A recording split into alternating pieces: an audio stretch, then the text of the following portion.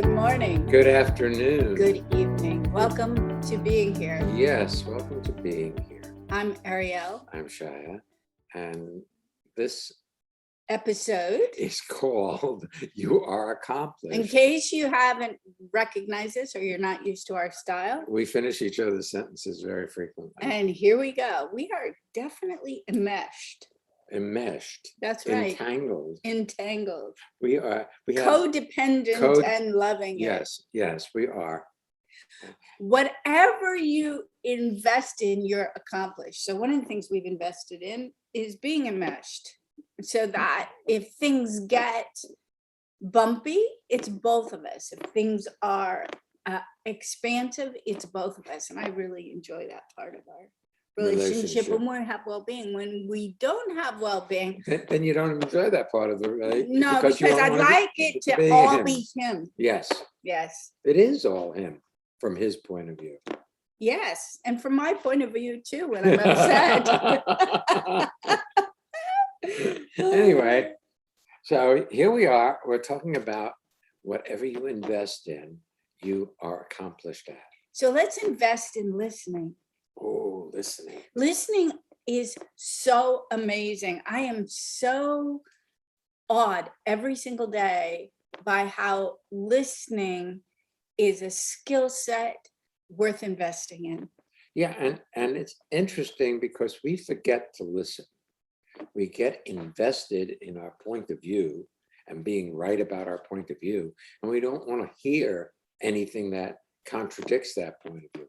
We want to be right. It was interesting. We had a Living Made Easy seminar the other day, and one of the individuals came on and was talking about how he had an opposite view from some of his friends regarding getting vaccinated.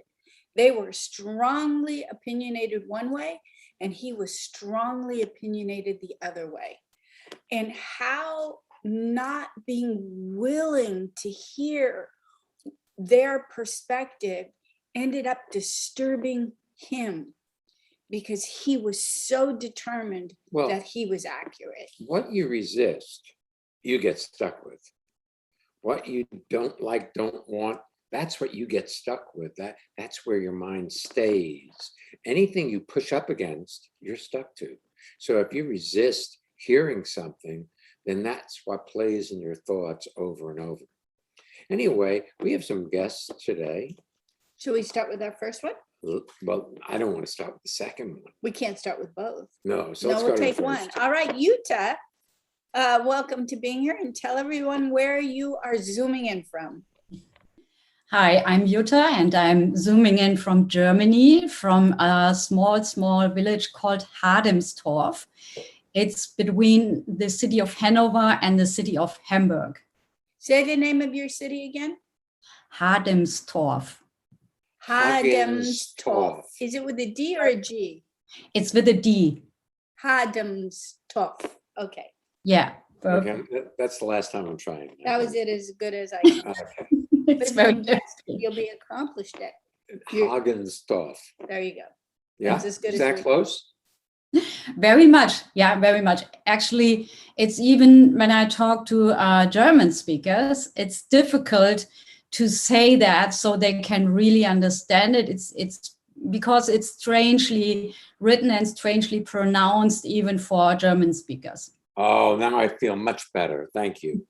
Well, I have a feeling it'll be easier for people to catch it and repeat it for you if you're not getting on to the important thing, or you're not moving past it with the expectation that it'll be difficult.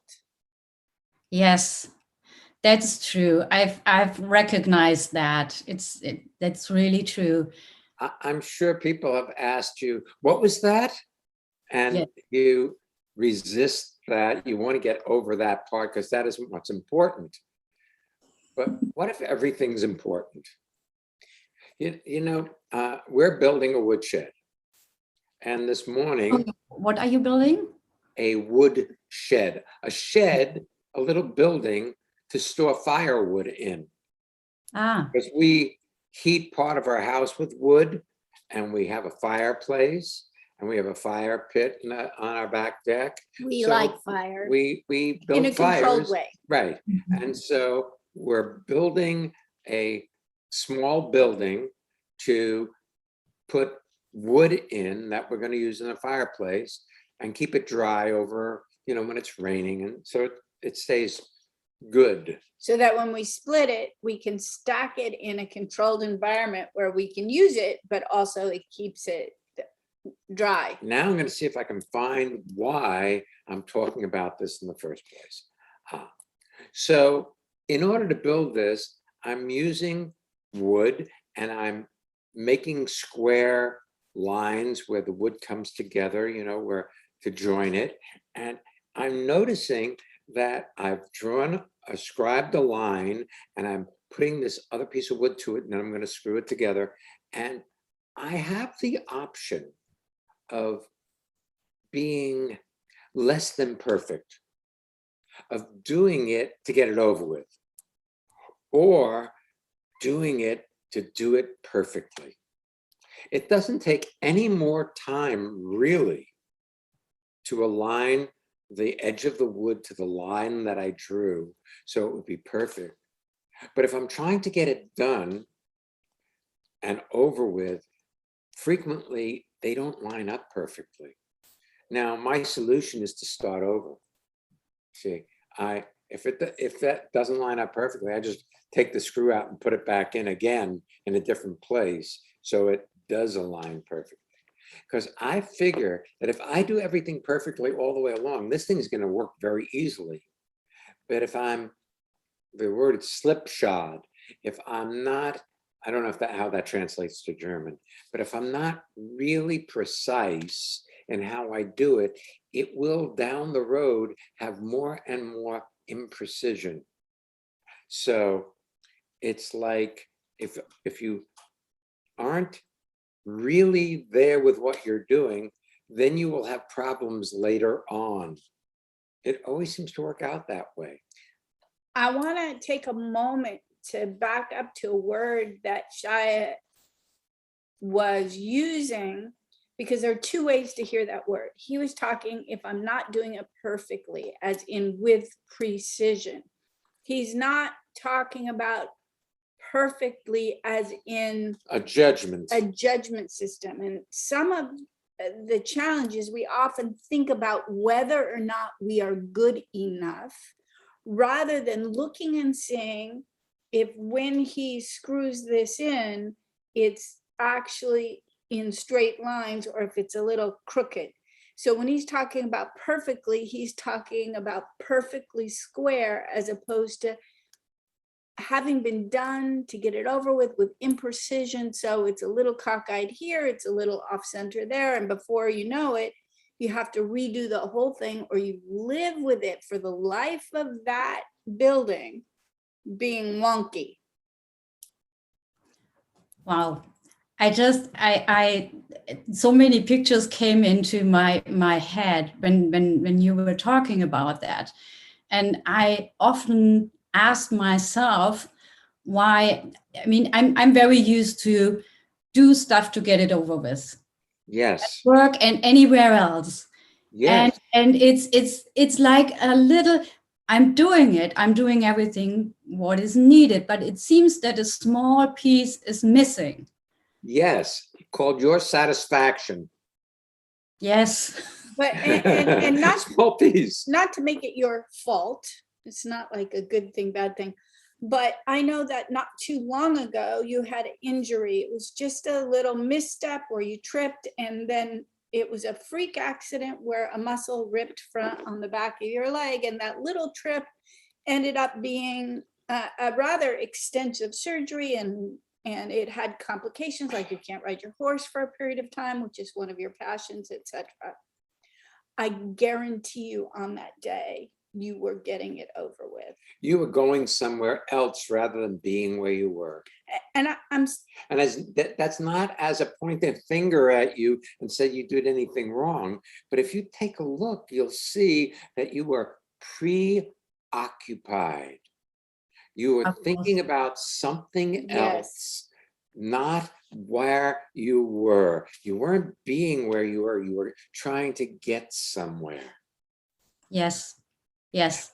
And that's frequently how accidents happen. It's how it happened for my wrist. We had yet another snowstorm that I needed to clear a path on the back deck. I was fatigued and I was moving to get it over with, and I jammed my wrist. And now, many months later, I'm still dealing with or healing from the injury that happened in a moment of unawareness while I was trying to get something done, as opposed to being where I am. Doesn't make me a bad person, doesn't make me an unaware person, but moments of unawareness have consequences. Moments of awareness have consequences, like the consecutive sequence of events. You know, when you do things and you're there for the doing of them, they turn out perfectly and you discover how accomplished you are. When you do things to get it over with, you aren't really there because you're trying to get to the end product, which is kind of like change. Change is you see what you want to accomplish and then you move towards that goal as though that goal is the end. Rather than catching that each action between the beginning and the end is the end in this moment and this moment and this moment. So if you're here for it, you produce excellent quality work because that's what you're doing. If you're thinking, when I get off from work today, then my life will be better, then you produce less than perfect. There's also one other thing though. If you perceived yourself as doing something incomplete, unaware, inaccurate, or bad in the past, and you're now in this moment compensating for it, you tend to replicate the Offense? So for instance, you may be aware of this. I don't know if our listeners are. I am a photographer. I love to take pictures. And one of the things I love to do is print them out and place them on cards and send them for whatever occasion to people, because I enjoy doing it. And I had printed out several different images recently, and they were sitting here, and I thought this morning, I am going to create the cards. So I had 10 of them. Some of them were in an upright position, some of them were in a sideways position. And one of the things I do on the cards is I stamp it on the back with my name, my website, and transformationmadeeasy.com, which is our other website. In the past, if I've done it too quickly, trying to get it over with the stamp, it's only half the words, and then I have to throw that cardstock away. If I do it too hard and too long, it gets all smudgy and messy, and I have to throw that away. So it was an interesting thing this morning to practice it once, see what it took, and then just be there for each time, but not trying to make up for the past when I had to throw away cardstock. It wasn't about avoiding that, because when you avoid that, you tend to reproduce it. You reproduce it. What you avoid, you keep doing. So I had so much fun doing those cards, rather than I have 10 of these to do, let me get it over with, I have all these and I actually enjoyed every bit of it. And I guarantee you, whoever receives those cards will have the pleasure imbued in the card itself, aside from the image and aside from what we write on it. Yeah, and I have, if I may, I have another example which comes to my mind. You mentioned I love horseback riding, and I train because I'm going to horse shows, so I'm doing training with a lot of different trainers and focusing on different stuff. And I had one thing, I'm with my right leg, it's sometimes doing strange things when I'm riding, and I don't know how. I get it up and I was focusing that one day in training on that. I said, well, I don't know why I do it, but I would like to get the leg where it is best positioned. And we were trying that, and it was perfect. And I was just looking, where is it, where I want to have it. I didn't look to avoid it, but where I want to place it. And it was all perfect. When I looked for it, when I was aware of it, it was all perfect. Beforehand, I was looking for not getting the leg up in a bad position. And where did it land? Always in a bad position. Because what you resist persists, grows stronger, and dominates your horseback riding in this Yeah. case. Yes. And so that's the first principle. Second principle, you can only be exactly as you are in any given moment. So when you get on a horse and you place your leg, it can only be where it is. And the third principle, anything you see Without judging. completes itself. So you simply brought your awareness, your non-judgmental seeing to how and where you were placing your leg, rather than trying to resist what you had done before. When you resist what you've done before, you're actually investing in what you did before. Because this moment is new if you let it. Yes. Wow, I love it. I have a question for you, because I'm curious. A couple of weeks back, when you were talking about your injury, and you told us that you were devastated that you had the injury, because you were devastated because you couldn't ride the horse because that was your passion. And I asked you a question. I asked you, why can you only have one passion? And I'm wondering what's happened with you in regards to being passionate about your life since then, because your face looks so alive today. Thank you. It is, I had those moments where I thought it's all bad and I need to get over with this status, but it was getting more and more where I enjoyed very little moments. Cooking, for example. And in the past, I didn't enjoy cooking very much. I wanted to be over with, I wanted to eat it and put it away. And now I'm enjoying that I put the ingredients together and to find out new stuff. I have found an ordering service where I get food, the ingredients every Saturday, and I'm so looking forward to open that box. I know what's in it, but to unpack it, to put some stuff in the fridge, some stuff somewhere else, and to look how to keep it best. That's one. I just see it. It's really a passion of mine, one amongst different.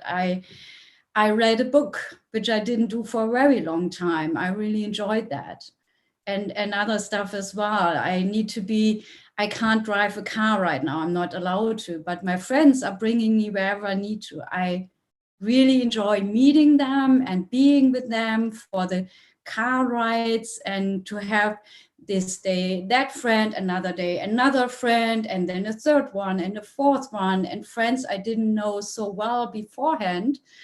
It's really lovely. Yeah, it's obvious. And congratulations. It's inspiring to hear you, because I'm clear that you are being with whatever you're doing these days to a much greater degree than you ever have before. And the result is satisfaction. And that's obvious. Yeah. The other thing, as Shai said, that when you said it's clear, your clarity is so clear that when we signed in this morning, when we record the Being Here podcast, we have an engineer and we have a couple of guests, and they generally sign in before us just to make sure they know all the protocol. So when we signed in, you were in the midst of a conversation about getting a flu vaccine, that for years you'd been anti-vaccine in that respect, but now that you've gotten the coronavirus vaccination, you realize that stance was a stance and not necessarily best for your health. So you were just going to go out and get a vaccination. And it became very clear just hearing part of a sentence or a couple of sentences, oh, we should get our vaccinations for the flu. And because I've been like, I've gotten enough vaccinations already this year. Why do I want another one? Well, I don't want the flu either. And but it's very interesting how your clarity translates to other people and the difference that you make. Just wanted to let you know. Wow, thank you. Yeah, I'm really loving the woman you've become. You're Thank very you. beautiful, and I hope that isn't too offensive, but you really are. I mean, you've always been a very beautiful woman, but now there's a softness and a gentleness to you. I mean, it's inviting and non-threatening. Powerful. And powerful at the same time, yes. You used to have the perception that you needed to be tough in order to access your power. And here Yes. you are in this very gentle version of yourself, because you're being very gentle with yourself these days. So your body will heal. And in that In that space, softness is your power.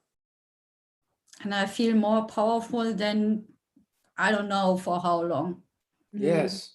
Maybe and now the powerful fun than game it's going to be to see, as you regain your quote health, whether or not you will put that armor back on, because that's your old perception. You can have some fun with that. Yeah, I will look for it. I mean, I will look what happens. Yes, Great. that's better. Yes, that's true. Excellent. Hey, thank you Thank so you. much for being here and Joining us joining this us. afternoon, your time, morning hours. Mhm. Thank you so much. Such a pleasure. Really Yes. fun.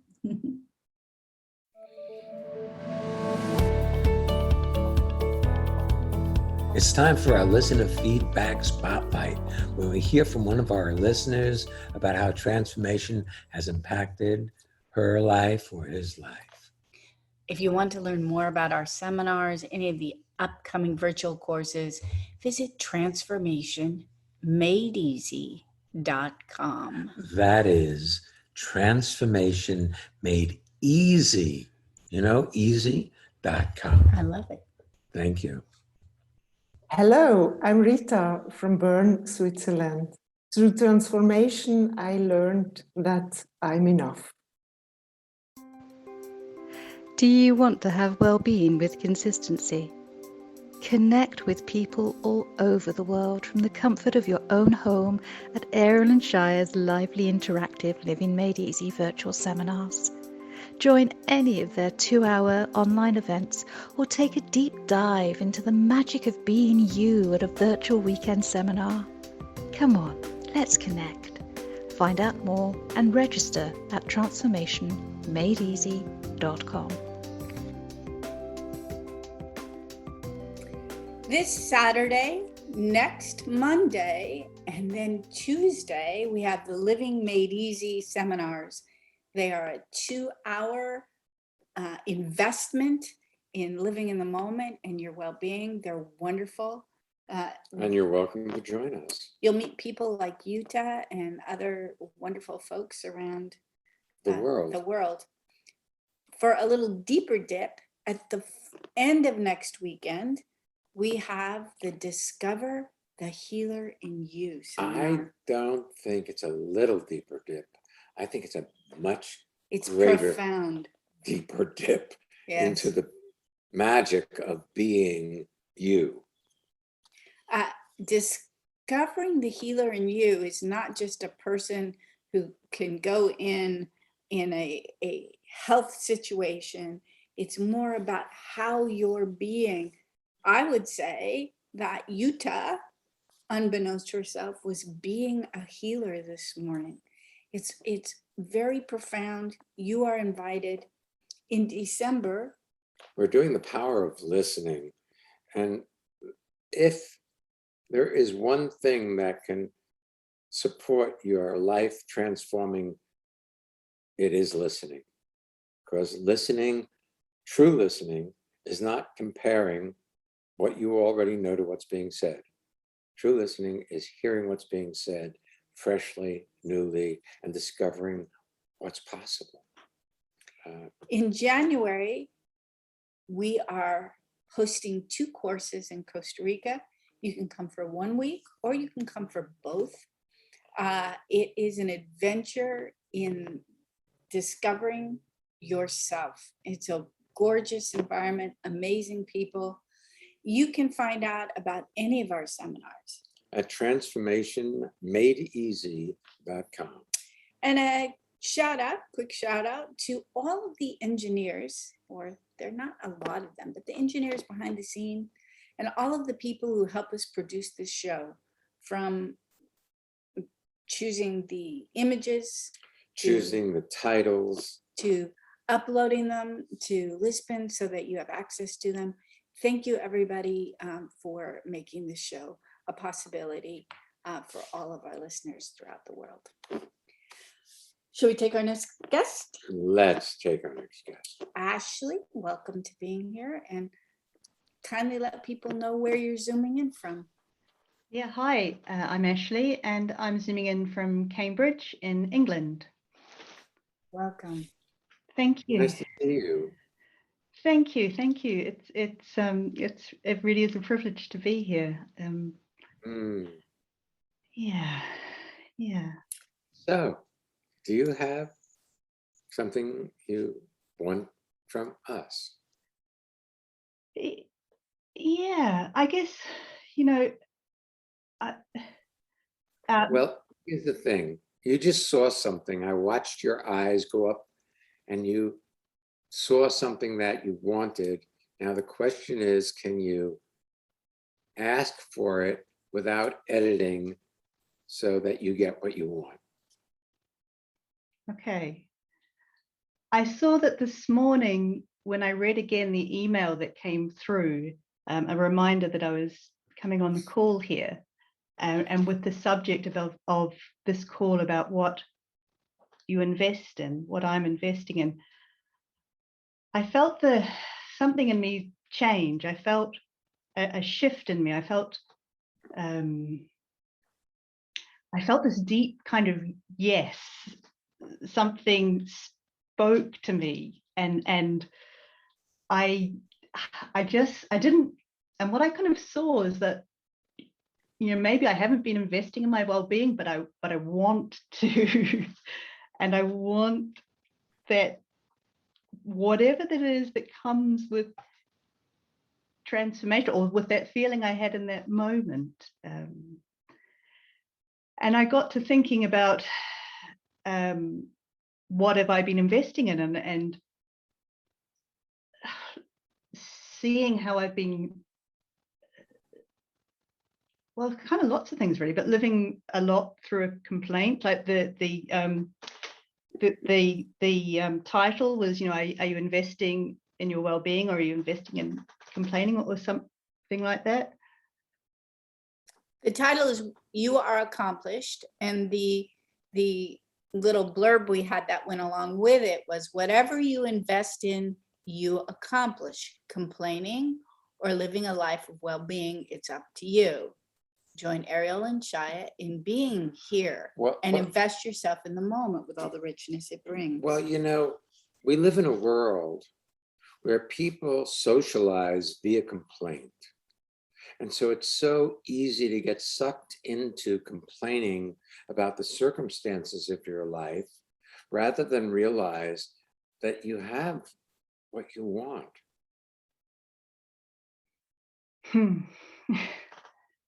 And if it were different, it might be more uncomfortable.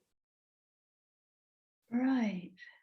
And when it starts to get different, as in level of well-being, a lot of people pull drama back in because it's their comfort zone. It's the known. It's what they've survived with.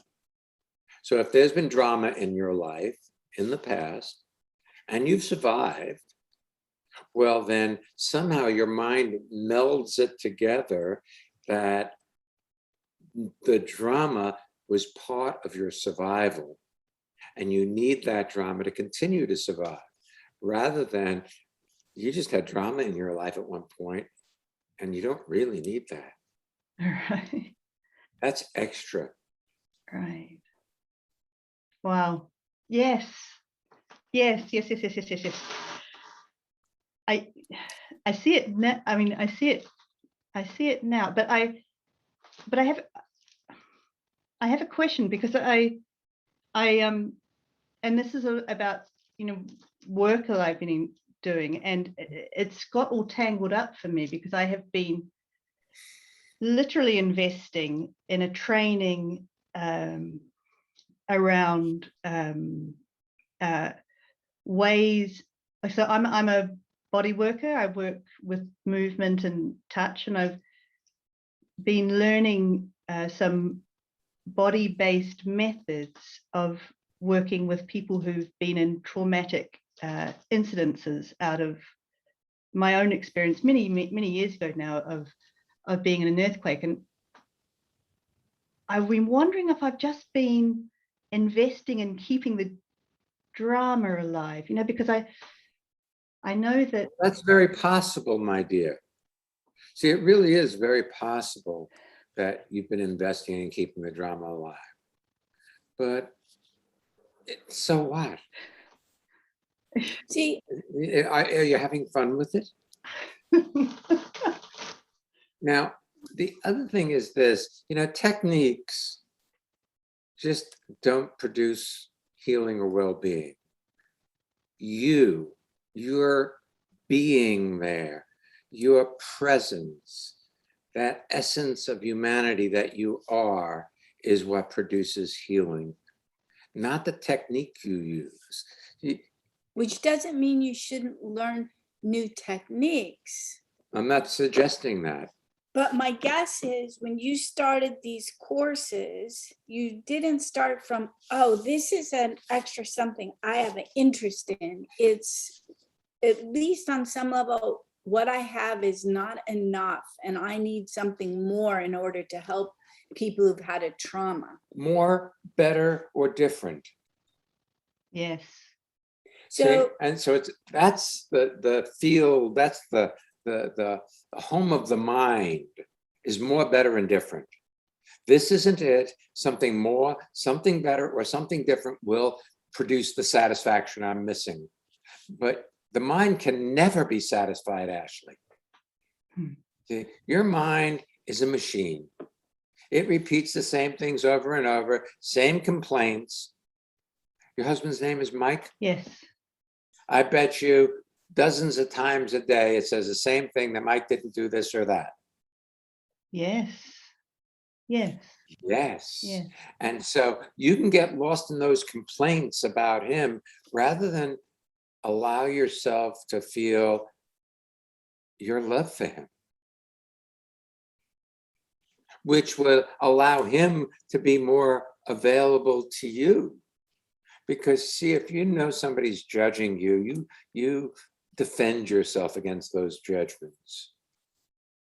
And so your whole relationship can transform in a moment if you realize that you've been listening to a mechanical recording of what he did once, and now it runs through today's circumstances.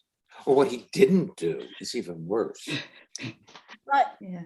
that conversation that you've had, in this case about Mike, many, many times, is now scripted. And it's a little bit like when I was an actress, it was before there was anything electronic.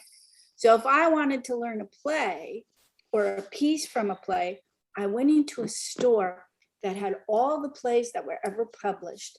And they were like little booklets, and you'd pull out the play, This Is Your Life, or some other, and you would find it, and it was scripted, it was written, and it was even written with, and little parentheses like, and she sighs, or she says angrily, or it even gave directives on how to give the lines back from when the play was performed before.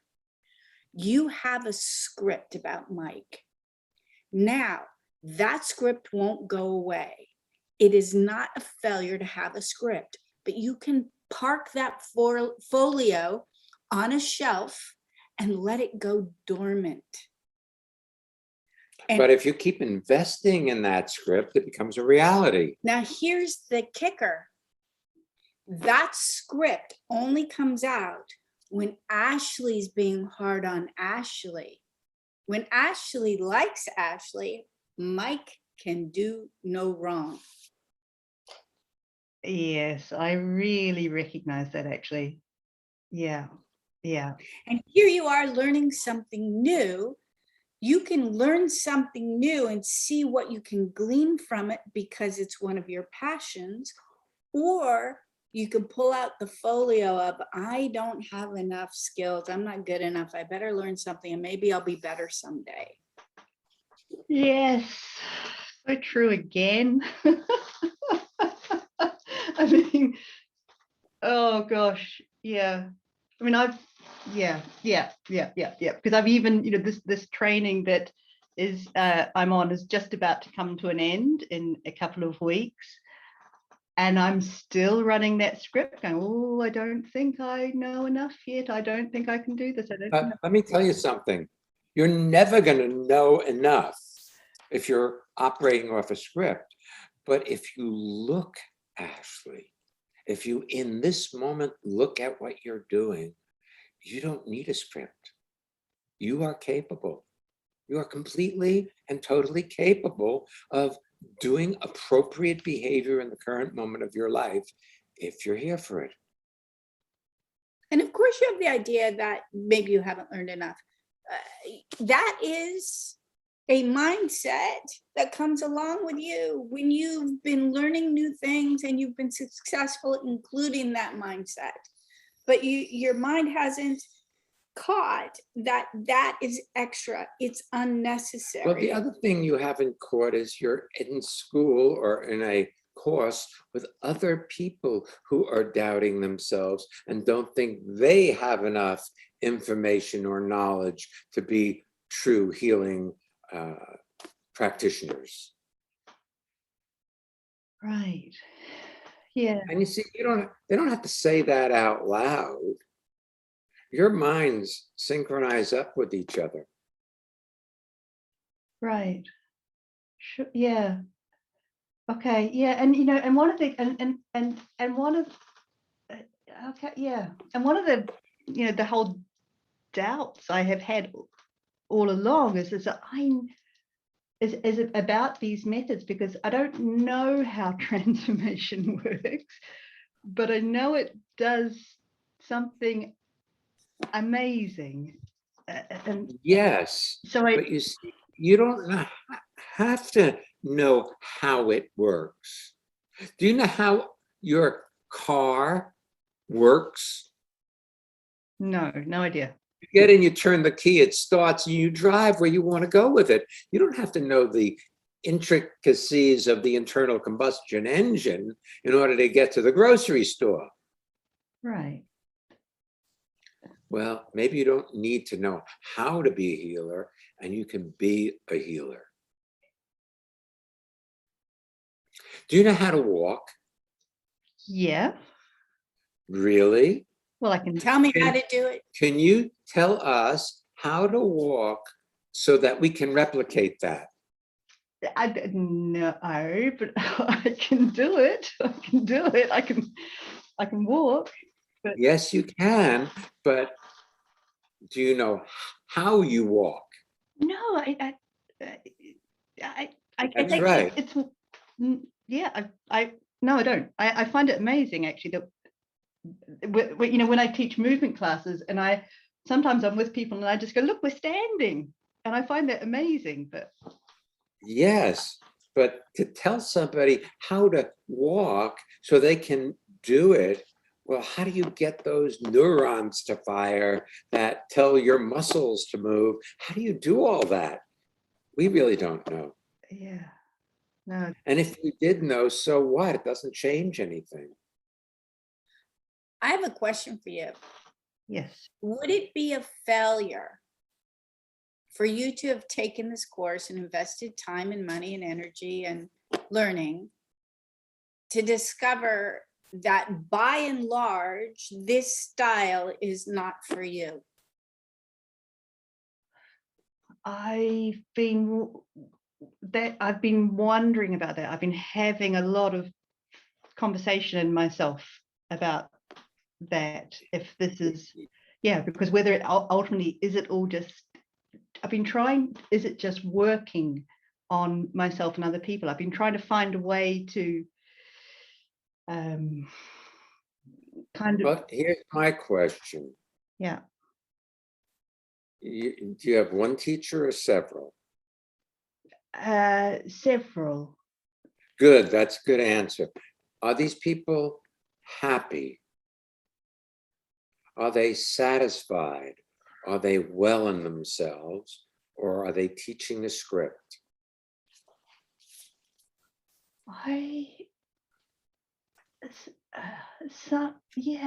Yeah.